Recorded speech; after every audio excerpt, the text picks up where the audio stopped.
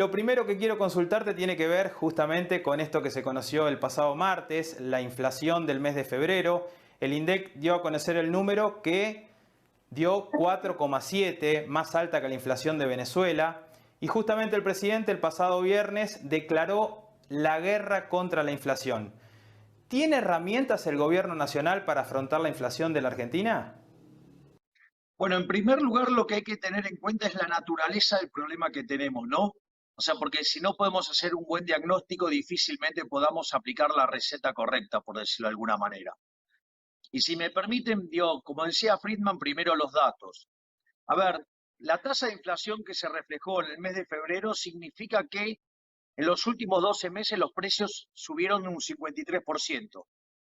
No solo eso, cuando uno toma el bimestre, es 8,8%, eso anualizado da 65%.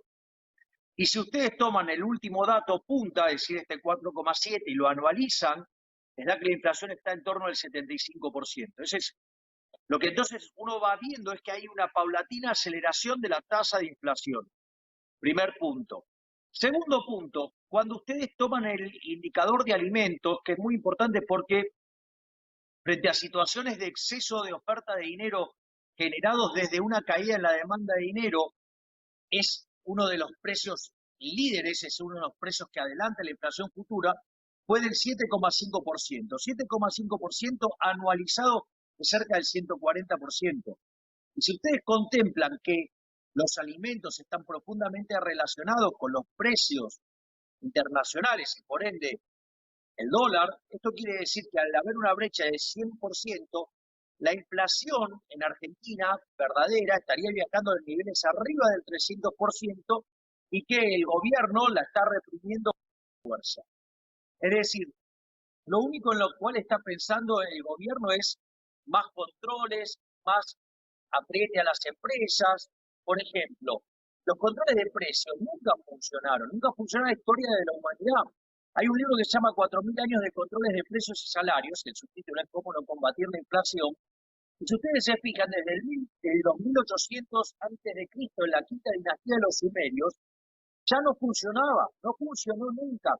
Si ustedes quieren un país donde nunca funcionó, fue la Argentina desde la segunda mitad del siglo XX en adelante, salvo el periodo de la convertibilidad, siempre hubo controles de precios y nunca pudieron parar la inflación. Y lo único que paró la inflación fue que la oferta de dinero estuviera acomodada con la demanda de dinero. Y eso en el único periodo que pasó fue durante la convertibilidad.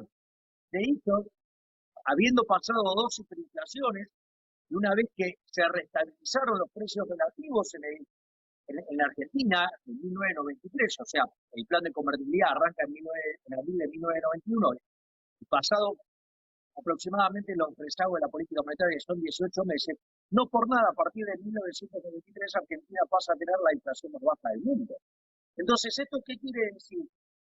Que hay formas de combatir la inflación, sí, pero que no son las herramientas con las cuales quiere trabajar el gobierno. No funciona con los controles de precios.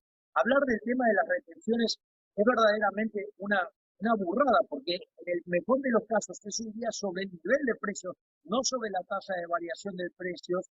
Entonces, lo que uno ve es que el diagnóstico es equivocado y la medicina además es peor. Javier, siguiendo con el tema de la inflación, en septiembre del año 2012, siendo Cristina Fernández de Kirchner presidente en una gira presidencial por Estados Unidos, dijo que un país con un 20-25% de inflación estallaría por los aires. Literalmente lo dijo así. Teniendo en cuenta que los privados calculan para este año un 60% de inflación, ¿vos crees que puede llegar a haber algún problema de gobernabilidad en los próximos 2 años de Alberto Fernández? Es muy interesante la pregunta. Las grandes crisis en realidad se desatan por caída de la demanda de dinero. Y lo que detona una caída de la demanda, que después puede derivar en una hiperinflación, justamente es una crisis política. Y Cristina Fernández de Kirchner y Alberto Fernández están haciendo todo para que la haya. Sí, justamente este último jueves la vocera presidencial Gabriela Cerruti dijo que Cristina Fernández no le atiende el teléfono a Alberto Fernández. ¿Qué te genera, qué visión tenés sobre la relación de poder entre el presidente y la vicepresidenta? Yo tengo la sensación que el oficialismo está absolutamente fragmentado. Sí, hay tres líneas muy claras adentro del oficialismo. Está el Frente de Todos, están las personas que adhieren a Alberto Fernández y por otro lado la línea que responde a Massa. Entonces, y si ustedes se fijan, cada uno tiene una opinión bastante distinta, es bastante complicado el tema de cómo lograr encajar al oficialismo. Ahora, en Juntos por el Cambio pasa lo mismo. Digamos, si ustedes se fijan en la Cámara de Diputados, o sea, ellos que hablaban de juntos, que es todos juntos, y que era importante estar todos juntos, están fragmentados en 10 bloques. Es decir, que esto no es monopolio del oficialismo. O sea, algunas partes de la oposición también están fragmentadas. Entonces, me parece que es un clima de mucha ebullición política porque, claro, en este contexto donde hay un grado de rechazo muy fuerte hacia la casta política, digamos, hay 9 de cada 10 argentinos detestan a los políticos y ¿saben qué? La verdad que le diga algo, tienen razón.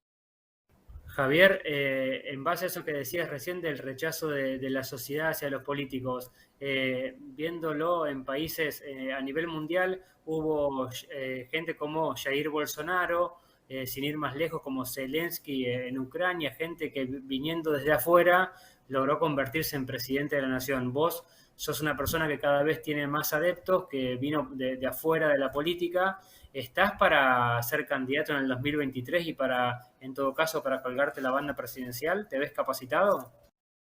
Definitivamente, de hecho yo estoy trabajando en la construcción del gabinete en la sombra y tengo 4 ministerios en funcionamiento, que es el Ministerio de Economía, digamos, Relaciones Exteriores, o sea, Cancillería, lo que tiene que ser con bienestar social, que tiene que ver con una idea de contención, pero desde una perspectiva liberal, para salir de los programas de asistencia social a que la gente pueda vivir de su propio trabajo, ¿sí? Y también estoy trabajando en la parte de infraestructura, por lo tanto, dado lo que están mostrando las encuestas y los distintos estudios que están haciendo, evidentemente yo no puedo mirar para el costado y entonces asumo la responsabilidad, estoy dispuesto a dar esa pelea y en caso de que los argentinos decidan que yo sea quien se tenga que poner la banda presidencial, yo ya estoy trabajando con 4 ministerios y obviamente que voy a seguir ampliando esta situación, o sea, pero por lo menos, o sea, es más, de hecho, este fin de semana no, sino el anterior, estuvimos reunidos en mi casa con los miembros del equipo económico, estuvimos trabajando 11 horas en el programa económico y una de las partes que se discutieron, que estuvimos discutiendo durante 3 horas, fue avanzar en lo que se llama un proceso de dolarización, que en realidad es todo un conjunto de reformas vinculados a reformar el sistema financiero y que a la postre termine con la eliminación del Banco Central. Javier, respecto a lo que dijiste recién, entonces podemos confirmar, más allá que falta 1 año y medio para las elecciones presidenciales, ¿vas a ser candidato en 2023? Yo estoy dispuesto a correr por la carrera presidencial y de hecho ya tengo armado, ¿sí?, el gabinete en las sombras. Por ahora tengo 4 ministerios y los voy a seguir ampliando, definitivamente. Javier, y muchos habló de que Juntos por el Cambio te quiere dentro, digamos, de su espacio político. Sabemos muy bien de tu buena relación con Patricia Bullrich. ¿Se podría hablar de una fórmula Milei-Bullrich o Bullrich-Milei? ¿Lo ves posible? No dentro de Juntos por el Cambio. Porque ¿cuál es el problema? El problema es que cómo yo interpreto la política. A ver, yo no puedo tener nada con la Unión Cívica Radical, es la Internacional Socialista. No puedo tener nada con la coalición cívica, son más de izquierda que los radicales. No puedo tener nada con el ala de las palomitas tibias de Juntos por el Cambio, como ser, por ejemplo, Larreta, Vidal, sí que son socialdemócratas y que son más peligrosos que los otros, que por lo menos son más sinceros. Es más, yo creo que todas esas partes de Juntos por el Cambio tendrían que estar asociados con el kirchnerismo, porque de hecho son todos colectivistas. Y por otro lado, lo que yo creo es que tendrían que estar aquellos que ponemos a la libertad en el centro de la escena. Y entonces ahí entrarían los liberales, entraría el peronismo federal, el peronismo republicano, el menemismo y obviamente los halcones, que forman parte de la alianza Juntos por el Cambio. Pero, digamos, eso dependería de que justamente esa parte de Juntos por el Cambio dejara Juntos por el Cambio. Es decir, yo estoy dispuesto que en la Libertad Avanza se reciba a los halcones, sí, pero no nosotros ir a mezclarnos con gente como los radicales, con gente como la coalición cívica o las palomitas tibias de Cambiemos. La última de mi parte, o no sé si es un halcón o una palomita, pero Jaime Durán Barba esta última semana dijo que tranquilamente vos podés ser presidente en 2023. ¿Cómo te cayó? A ver, yo no soy politólogo, él es politólogo y él es el que se encarga de mirar encuestas y hacer esos análisis. La realidad es que lo que yo veo es que la sociedad está reclamando un cambio de verdad, un cambio de 180 grados, no un cambio cosmético que le ponemos nombre vinculado al cambio y después hacemos lo mismo pero con buenos modales. Eso no es cambiar, un cambio en serio. Es decir, hay una preferencia por la población de hacer un giro a las ideas de la libertad y a la centroderecha. Y la verdad es que en ese sentido, los únicos que representamos fielmente eso en este momento somos la Libertad Avanza. Javier, la última de mi parte tiene que ver con el país.